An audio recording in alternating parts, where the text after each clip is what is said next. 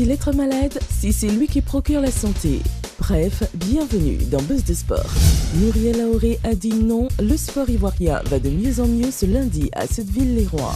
Les différents classements ATP et WTA ont été livrés et dans cette édition, vous saurez les nouvelles attractions dans les différentes séries. Du golf dans cette édition avec l'Open de France. Dans les aides du net, Forlan en MLS, bonne nouvelle pour Toronto. Les transferts à outrance dans cette édition, la planète sportive bouge comme un marché géant. La NBA continue sa vie après la saison régulière et les playoffs, place à la Summer League. Le sport ivoirien en diagnostic au ministère des Sports, sous l'œil du focus de Buzz de Sport. Elle reste sur sa meilleure performance de la saison du côté du Stade de France. Elle est bien partie, Muriel Aoré, elle est même partie comme une bombe. Elle est partie comme une bombe, Muriel Aoré, l'ivoirienne, qui va se détacher très largement et qui va s'envoler dans ce 100 mètres. 10,90. L'ivoirienne Muriel Aoré, 25 ans, a signé un nouveau record national du 100 mètres en 10 secondes 91, V plus 1,5 mètres par seconde, en remportant l'épreuve de vitesse de la réunion d'athlétisme de Sotteville-les-Rois lundi soir. Aoré, qui a nettement devancé la Bulgare Ivette Lalova en seconde 16, a amélioré de 8 centièmes sa marque nationale, établie en quart de finale des Jeux de Londres 2012. Je suis trop contente. J'ai fait exactement ce que mon entraîneur m'a dit de faire et ça marchait parfaitement. Je suis très contente, rester calme, ne pas paniquer, faire chaque phase de la course. C'est ce que j'ai fait et ça marchait, donc je suis très contente vraiment. 91 c'est fou quoi, mais je suis contente, très contente vraiment. J'espère que je peux continuer de descendre en bas de 10,90, ça serait super, et ramener une médaille en Côte d'Ivoire. Bartoli, qui a gagné 8 places après son premier titre du Grand Chelem, obtenu sur le gazon londonien, avait déjà été classé 7e le 30 juin 2012. La finaliste malheureuse de Wimbledon, l'Allemande Sabine Lisicki, a elle aussi tiré les fruits de son parcours londonien et gagné 6 places pour atteindre le 18e rang. Serena Williams, éliminée en 8e de finale par Lisicki, alors qu'elle était la grande favorite du tournoi, conserve la tête de la hiérarchie mondiale féminine. Mais sa dauphine est dorénavant la Russe Maria Sharapova, qui malgré son élimination au deuxième tour, souffle la deuxième place à la Bélarusse Victoria Azarenka, 3e, obligée de déclarer forfait sur blessure avant son deuxième tour. Le Suisse Roger Federer est tombé à la 5e place, son plus mauvais classement depuis le 23 juin 2003, après sa défaite au deuxième tour de Wimbledon, dont il était tenant du titre selon le classement ATP publié lundi. Le recul de Federer permet aux Espagnols David Ferrer, battu en quart, Rafael Nadal, éliminé dès le premier tour, de gagner une place chacun, respectivement 3e et 4e, derrière Murray, 2e, vainqueur à Wimbledon, et le Serbe Novak Djokovic, toujours premier malgré sa défaite en finale de la 3e levée du Grand Chelem.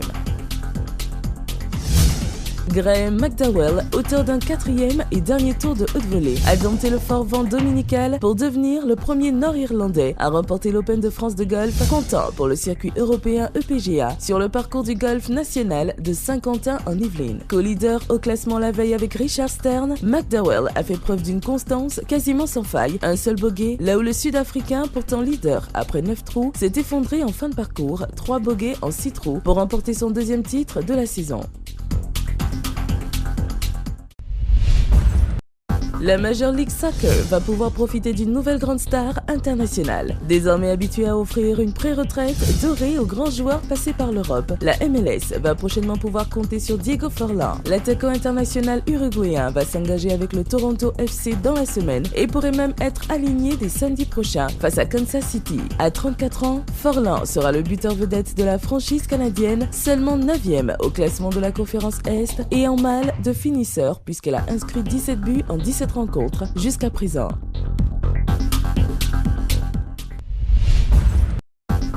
Eric Abidal et Toulalan tiennent fièrement le maillot de l'AS Monaco. Eric s'est engagé avec Monaco, annonce le club de Ligue 1. L'ancien Barcelonais a signé pour 1 an, plus une saison en action, précise le promu. Le défenseur international, 33 ans, retrouve son premier club professionnel 2000-2002. Venu de Malaga, Jérémy Toulalan est ainsi devenu la 8e recrue estivale du club de la Principauté. Diego Maradona a renouvelé son contrat d'ambassadeur sportif de Dubaï pour 1 an. L'ancienne gloire du football argentin, qui occupe ce poste depuis 2012, après avoir été renvoyé par le club de football d'Al Wasl de Dubaï, où il était entraîneur, continuera à ce titre à faire la promotion des événements sportifs qu'organisent l'Émirat, comme l'Open de tennis, la course hippique, la mieux dotée au monde, ou le tournoi de golf Desert Classic. Si le montant du contrat n'a pas été communiqué, plusieurs informations de presse indiquent qu'il serait de plus de 5 millions de dollars par an. Le FC Barcelone a annoncé avoir trouvé un accord de principe avec l'Atlético Madrid concernant le transfert de David Villa. L'international espagnol rapportera 5,1 millions d'euros au Barça. Le FC Barcelone ne s'est pas montré très gourmand sur le dossier David Villa, alors que la presse britannique faisait état lundi matin d'un accord verbal entre l'attaquant espagnol et Tottenham. Ce dernier va finalement rester en Liga. Sous réserve de la traditionnelle visite médicale, l'ancien goalie d'or de FC Valence va s'engager en faveur de l'Atlético Madrid, qui a trouvé un accord de principe avec le Barça. Le club catalan a d'ailleurs précisé sur son site officiel la nature de l'opération. Un transfert de 5,1 millions d'euros répartis sur 3 ans.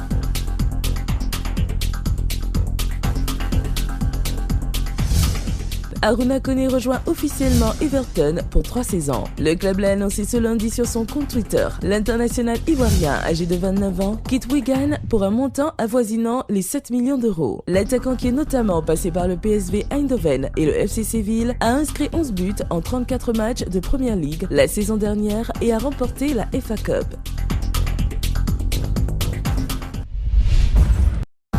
Free agent Gigi Higson, qui a disputé la saison dernière à Portland, s'est engagé pour 3 ans en faveur des Denver Nuggets et touchera un peu plus de 15 millions de dollars durant la durée de son contrat. Higson tournait à 12,7 points et 10,4 rebonds de moyenne la saison dernière. Un peu plus d'une semaine après la draft NBA, Rudy Gobert a officiellement signé son contrat avec le Jazz de Utah. Pour rappel, Gobert avait été acquis par la franchise de Salt Lake City après un échange avec Denver. Présent à la Summer League d'Orlando avec le staff des Pistons, Rasheed Wallace n'a pas encore officiellement annoncé sa retraite, mais comme il n'est plus sous contrat avec les Knicks, la NBA devrait valider son nouveau job d'assistant. À Détroit, où il a évolué de 2004 à 2009, le Sheed s'occupera plus exactement du secteur intérieur et il sera chargé de former Greg Monroe et Andre Drummond, mais aussi le rookie Tony Mitchell. Le Detroit News rappelle que dans sa carrière, Wallace a souvent pris sous son aile des jeunes coéquipiers comme Jermaine O'Neal et Zach Randolph aux Blazers. Les Lakers de Los Angeles auraient déjà trouvé le remplaçant de Dwight Howard, parti à Houston au poste de pivot. Il s'agirait de Chris Kaman, qui tournait à 10,5 points et 5,6 rebonds de moyenne avec Dallas la saison dernière. Ce n'est un secret pour personne, le sport ivoirien est malade. C'est à partir de ce diagnostic que le premier responsable du sport ivoirien a lancé l'installation officielle de la commission de la réforme du sport en Côte d'Ivoire. La réforme d'ensemble attendue doit aboutir, premièrement, à reconstruire les bases institutionnelles d'une nouvelle régulation du sport qui tienne compte à la fois des nouveaux enjeux socio-économiques et de l'apparition de nouveaux acteurs. Deuxièmement, de repenser la notion de service public dans la nouvelle gouvernance du sport, la place et le rôle qui doivent être assignés au pouvoir public. Troisièmement, identifier les axes principaux d'une nouvelle politique de financement du sport en concordance avec les orientations générales de la politique nationale des sports. Après les états généraux des sports, le ministère ivoirien de la promotion de la jeunesse, des sports et des loisirs passe à la vitesse supérieure en réorganisant les choses. Cette commission aura pour mission de repenser aux nouveaux habits du sport ivoirien. Un sport bien organisé juridiquement et institutionnellement, mieux financé afin de glaner beaucoup plus de lauriers. Pour ce faire, la commission sera dirigée par M. Adama Diko, avocat de profession épaulé par un collège de professionnels dans différents domaines intervenant dans la vie du sport ivoirien. Plan sur le sport ivoirien vu de l'extérieur. Mon coup de gueule, c'est un peu les centres de formation. Je pense que les centres de formation, aujourd'hui, en Côte d'Ivoire, sont à la traîne. Ouais. Vraiment, je pense qu'il n'y a pas de suivi au niveau des instances fédérales, au niveau peut-être de la direction technique nationale. Il y a vraiment un gros désordre. On ne sait pas qui fait quoi, on ne sait pas qui est qui.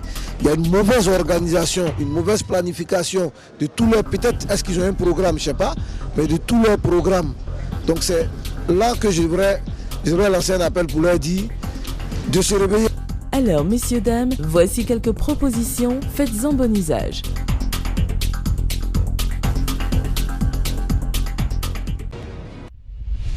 Buzz de sport, de retour bientôt. D'ici là, soyez